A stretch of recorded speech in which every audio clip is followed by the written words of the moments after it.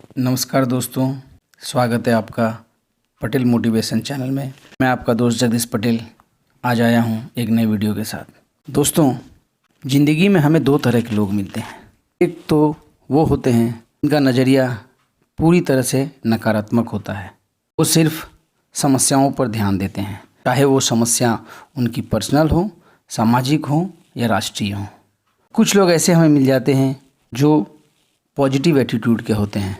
वो हमेशा solution oriented बातें ही सोचते हैं। उनका नज़रिया हर वक्त हर समय सकारात्मक ही सोचता है। मैं आपको एक छोटे से उदाहरण से समझाता हूँ। जेठ महीने की तपती गर्मी में एक व्यक्ति बड़े आराम से अपनी गाड़ी की एसी चलाते हुए लॉन्ग ड्राइव पर जा रहा था।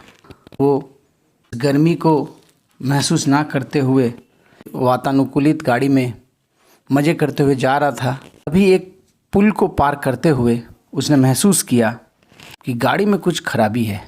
लगता है इसका एक टायर पंचर हो गया है। तो उसने पुल के ऊपर ही गाड़ी को रोका और नीचे उतरा।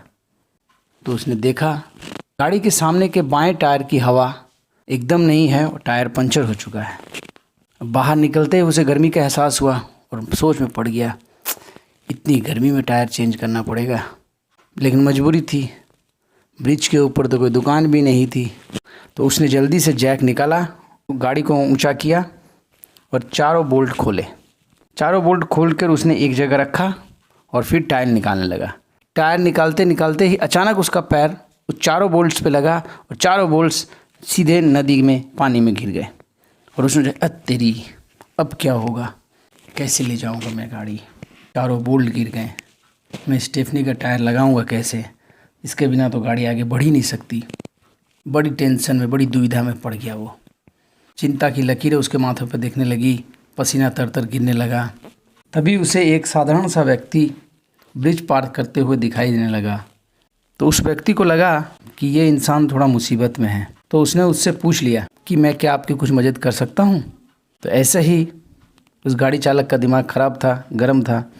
तो उसने कहा, आप क्या मेरी मदद करेंगे, मेरा टायर पंचर हो चुका है, चारों बोल्ट नीचे गिर चुके हैं। तो उस इंसान ने सोचा कि समस्या की वजह से और गर्मी की वजह से इनका दिमाग थोड़ा ख़राब है।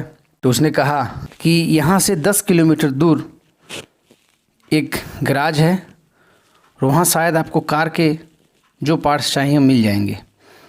तब इस व्यक्ति ने कहा कि लेकिन मैं वहाँ जाऊँगा कैसे।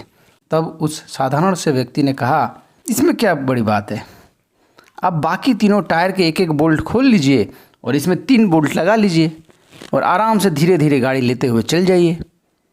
तो इस कार चालक ने सोचा, अरे इस साधारण सा दिखने वाला व्यक्ति, मैं घंटे भर से अपनी समस्या का समाधान नहीं सोच पा रहा था, इसने तो मिनट में हल कर दिया। उसने इस व्यक्ति से पूछा कि मैं तब से उधेड़-बुन में था कि मैं अपनी गाड़ी कैसे ले जाऊंगा और आपने तो 2 मिनट में मुझे समस्या का समाधान दे दिया। तो उस व्यक्ति ने कहा कि बाबू, आप इतनी देर से सिर्फ अपनी समस्या पे ध्यान केंद्रित कर रहे थे, आप अपनी प्रॉब्लम पे अपना ध्यान केंद्रित कर रहे थे, मैं सॉल्यूशन पे ध्यान केंद्रित कर रहा था। उसने कहा, समस्या तब ज़्यादा जटिल बन जाती है जब हम सीखने की कोशिश नहीं करते। ये संपूर्ण प्रकृति एक सीख और सिखावन प्रदान करती है ताकि हम उससे कुछ सीख सकें। तो उसने कहा, आपने ये सब सीखा कैसे, आप तो शहर नहीं जाते हैं, आप तो देख के भी बहुत साधारण लग रहे। तो उसने कहा, देखो सीखने के लिए बहुत कुछ है। यदि हम चाहें तो चींटी से सीख सकते हैं मेहनत करने का तरीका, बगुले से सीख सकते हैं तरकीब, और मकड़ी से सीख सकते हैं हम रचनात्मकता, कारीगरी। ये सारी चीज़ें हमें अपने जीवन में उतारनी चाहिए, क्योंकि देखिए चींटी जीवन भर मेहनत करती है। वैसे तो बगुला उसके ढोंग के लिए जाना जाता है, लेकिन ये मनुष्य को बहुत बड़ी सीख दे जाता है, रास्ते बदलो पर कभी लक्ष्य नहीं। कभी कभी बहुत मेहनत के बाद भी कार्य सिद्ध नहीं हो पाता, मगर वही कार्य कम मेहनत से भी सिद्ध हो सकता है। बस आपके पास उसकी तरकीब या तरीका होना चाहिए जो मैंने आपको बताया। मकड़ी हमें रचनात्मकता की सीख देती है, हमें हमेशा कुछ अलग करने के लिए सोचना चाहिए। तो आज आपको मैंने वही बताया, एक ही काम के लिए 3 अलग अलग उदाहरण काम पड़ सकते हैं। तो इस तरह उस व्यक्ति ने उस साधारण से नागरिक का धन्यवाद किया और सोचते हुए निकल गया कि नहीं, उसने जो कहा, जो सीख दी, बहुत ही प्रेरणादायक है। दोस्तों, यदि आपको मेरा यह वीडियो अच्छा लगे तो इसे लाइक, शेयर और सब्सक्राइब ज़रूर कीजिएगा और जुड़े रहिएगा मेरे चैनल के साथ। मैं हमेशा छोटे छोटे मोटिवेशनल वीडियो देता रहूँगा। धन्यवाद।